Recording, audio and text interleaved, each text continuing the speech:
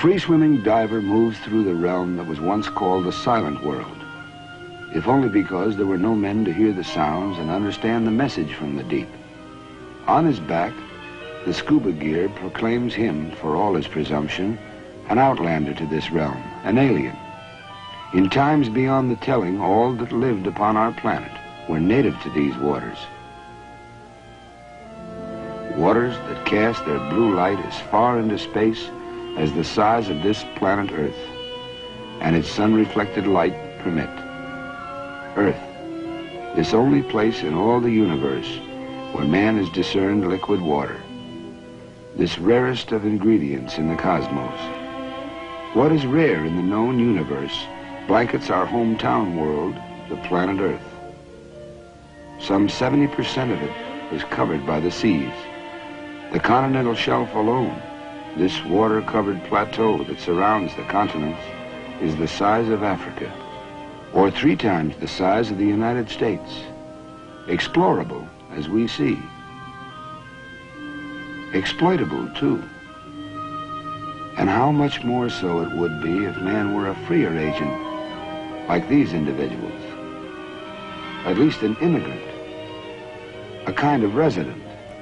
If only he didn't have to come up for air so often. But he has to come up, sooner or later. For purposes of ocean exploration, the later the better.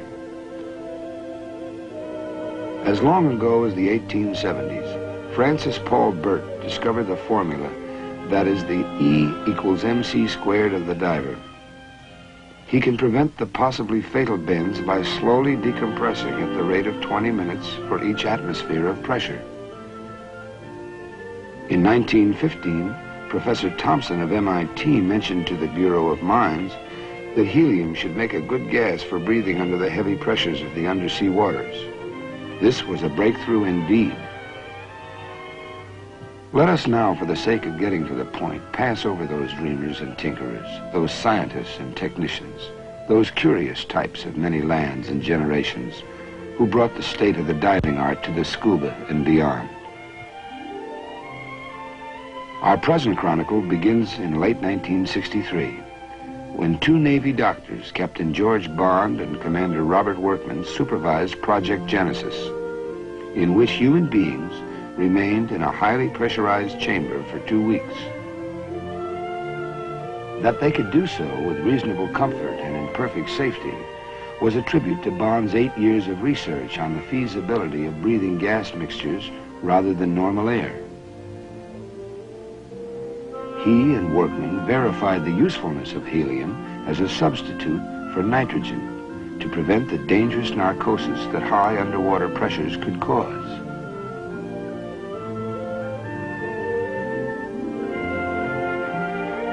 Let us now leap forward in time to midsummer 1964. The Office of Naval Research, inspired by Project Genesis, had designed a strange-looking capsule, the work of Lieutenant Commanders Roy Lanphier and Arthur Gross. It was nothing less than a laboratory for living men to observe themselves and their environment beneath the very waters of the sea. Can man indeed live within the sea as an inhabitant rather than a brief visitor? It takes a heap of logistics to bring the normal world into an abnormal place, but that perhaps is what exploration means. So imagine, if you can, all the planning and thinking, conferring and designing, research and construction that took place in the months and years before this particular Navy tug began to tow this unique orange capsule. The place, America's man-made structure called Argus Island, in the waters 30 miles southwest of Bermuda. The time, July 1964. The occasion, the proof of the pudding for Sealab I.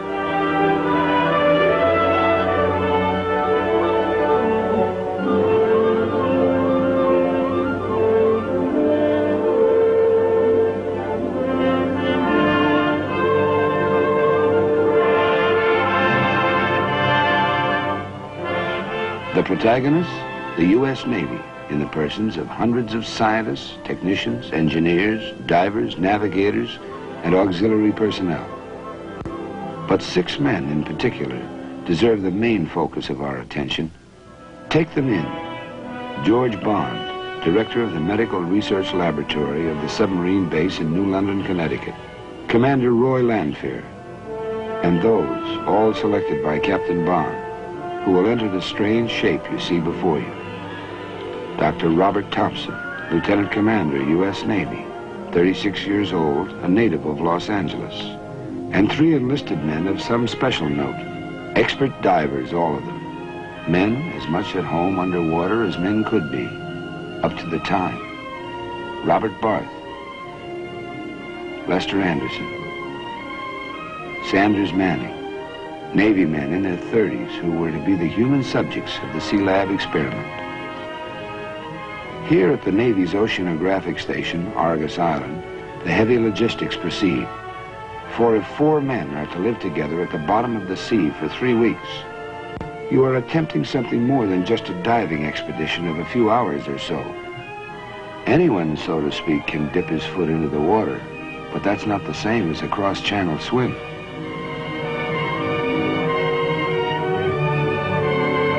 Comes the time for all the maneuvering and preparations, all the testing and retesting, when you stop cutting bait and start to fish. In this case, you load up the bins of the capsule with ballast, say 10 dozen railroad axles and about 10 tons of steel clumps, and it will stop floating and start sinking. Simultaneously, you work precisely and even delicately with mooring lines, cables, connections. Fallibility can be fatal in this new seamanship.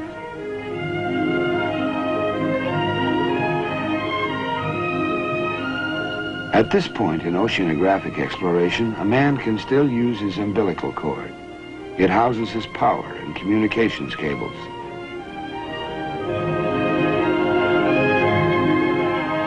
Hovering around beneath the surface in the manner of anxious midwives, the divers make certain that all is well.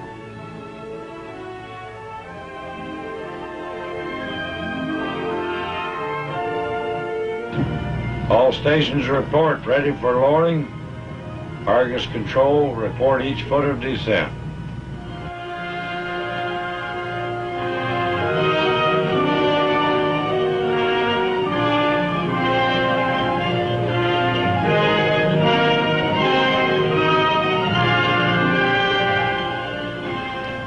"61 feet, aye. 62 feet, aye. 63 feet, aye.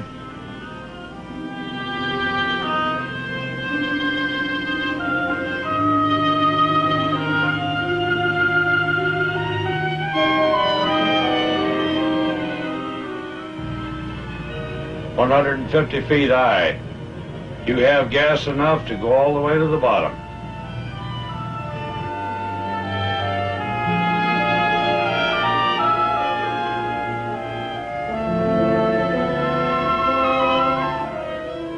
Sealab I on the bottom, aye.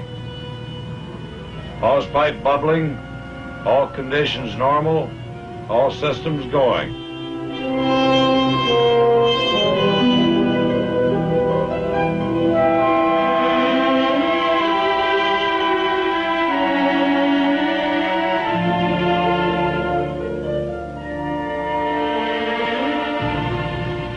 Captain Mazzoni, will you check the absolute pressure, please? 95.1 on the bottom. Sealab I, our orange capsule, has not yet received its complement of mankind. The deep, dark blue ocean of Lord Byron is a lot more interesting if you can, in Captain Bond's words, make man a free agent in the sea, not just for a few minutes, but for days. And so 4 men entered the submersible decompression chamber, or SDC, to take an elevator ride 192 feet down to the bottom of the sea.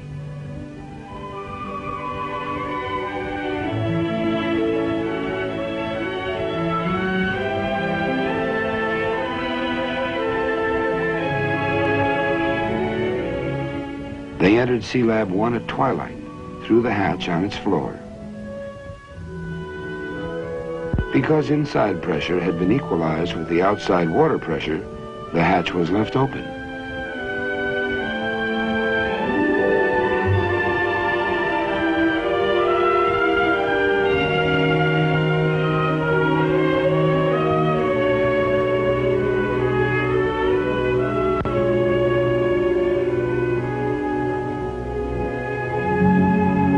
The gas mixture approximated 96% helium and 4% oxygen, but it was gradually adjusted to 76% helium, 20% nitrogen, and 4% oxygen. The interface of water at the open hatch tended to absorb the nitrogen faster than the other gases. Normal air, of course, contains 78% nitrogen, but at the Sealab's pressure, it would be forced into the bloodstream to create nitrogen narcosis, a dangerous, intoxicating condition.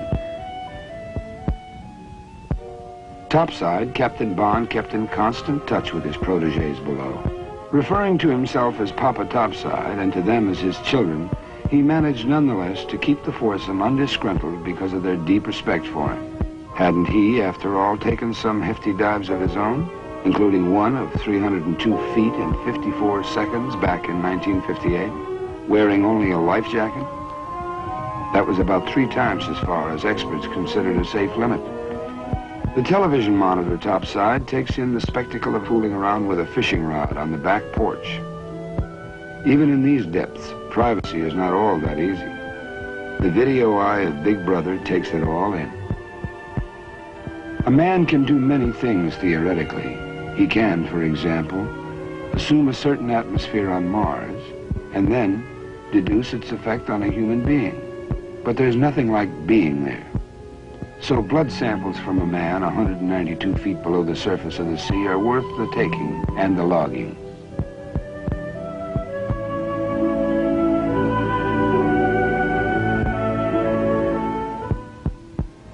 Six man-hours every day the foursome devoted to free swimming within a range of 1,000 feet around the capsule.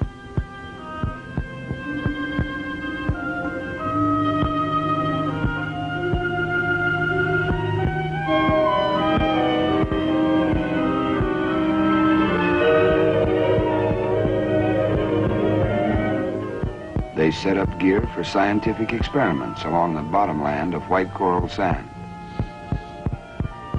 They squinted at the legs of the Argus Island Tower to see how the welding seams were, to note corrosion, to take in this new countryside just beyond their back porch.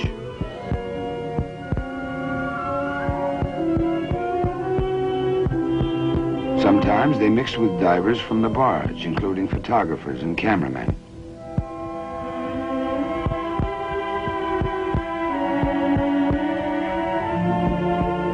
Columbus and Magellan did not have such scribes as these, who, for all their press privileges, must decompress like anyone else if they wish to come up to the surface alive.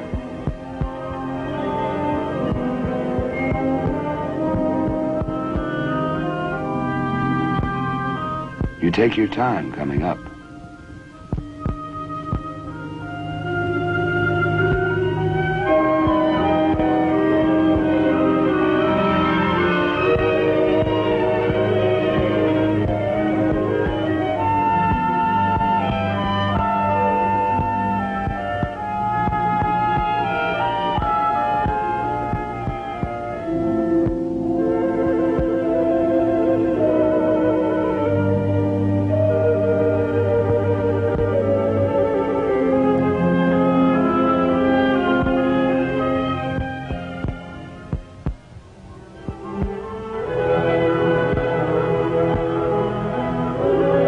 Master Diver Sheets typifies this new breed of explorer, technician, athlete, seaman, who understands the principles of seamanship and the mysteries of the underwater realm, pressure and decompression, breathable and unbreathable gas mixtures, and the seamanship of buoyant capsules and lines and rigging and ballast and supply within the deeps.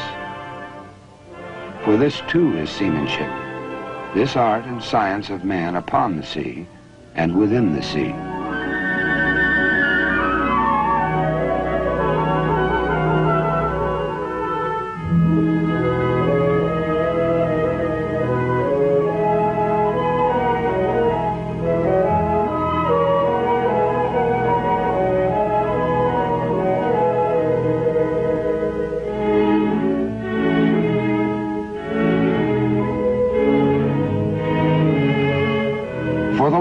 trips, the men wore scuba gear, but for the shorter swims, hookah gear sufficed.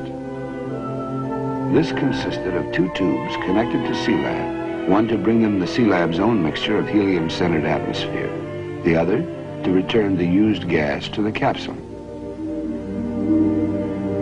And what the men saw below, for all the tired sophistication that sometimes dogs our civilization, was like a kingdom out of the soaring fancy of the child and the poet, of man and youth, and all the ages of this old planet of ours. Emerald green or zenith blue, depending upon the state of the sky above, the kingdom changes its hue and mood. The angelfish and the grouper saw such visitors as they had never seen before, even in this teeming liquid world with its millions of species. The barracuda, the fearsome creator of one-legged men in the pirate legends, were on their most benign behavior for the tourist invasion. The big fish eat the little fish, said the Latin poet Virgil, and his meaning is literal as well as figurative.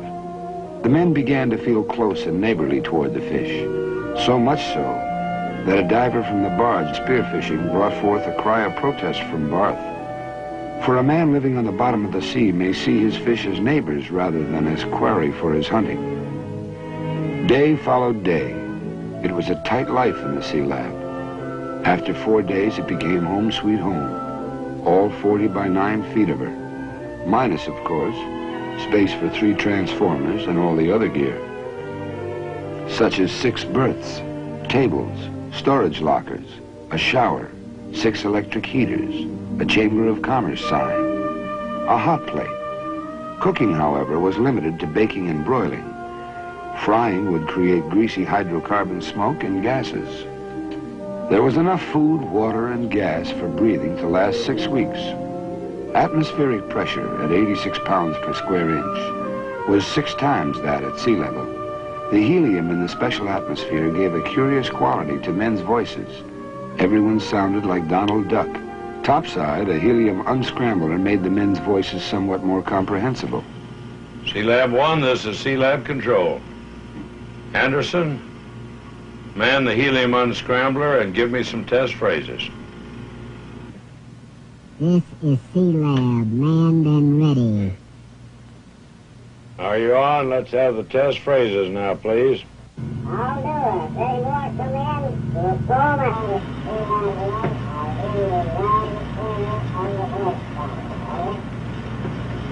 That's very good. I hear you loud and clear on the scrambler. The Sealab atmosphere did not contain enough oxygen to light a match, hence no smoking. It also permitted the men to bring water to a heat far above its sea level boiling point, but without a trace of steam or vapor. Open a soft drink and the bottle would suck air in rather than fizzing out. Let us remember these rare moments on the ocean bottom. Manning and Anderson playing cribbage before bedtime. Going topside after a visit to the Sealab, Captain Walter Mazzoni, Technical Project Officer. Mail delivery about as prompt as anywhere else under the American flag. But the dented plastic jug shows what pressure can do. They also serve who only endure, day after day and night after night beneath the sea. There was time to loaf and time to read, as well as to work. For a man that endures, a man who simply is triumph enough 192 feet down. Dr. Thompson keeps a medical mind focused on the others, who indeed are busy enough with their daily swims, collecting bottom samples, checking gas cylinders, and taking pictures for later analysis.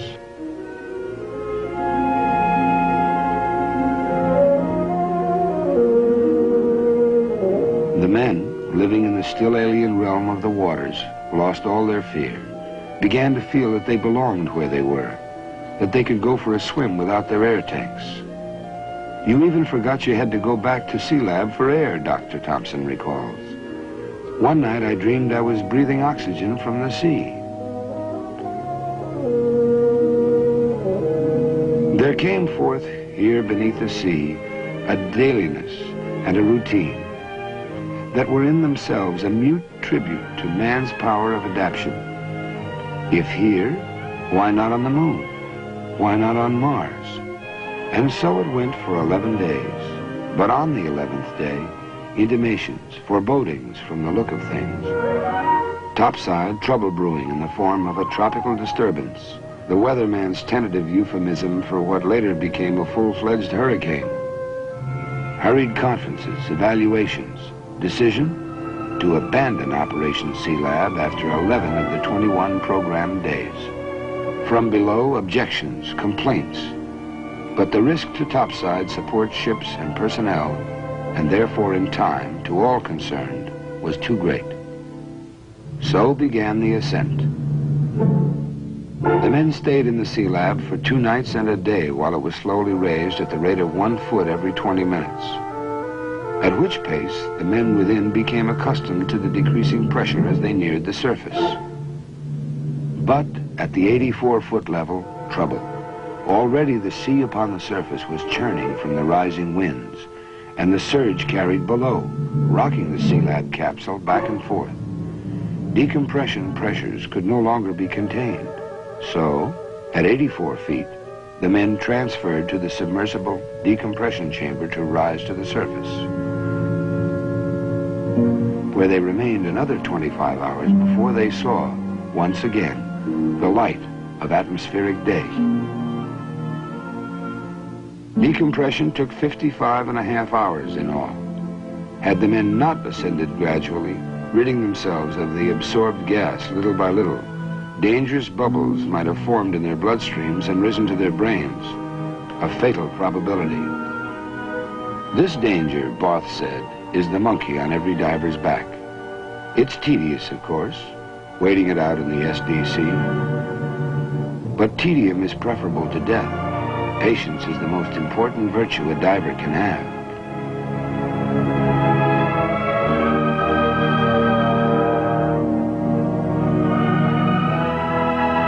Raising Sealab itself was an engineering feat of some note, since all undersea technology is in the nature of pioneering.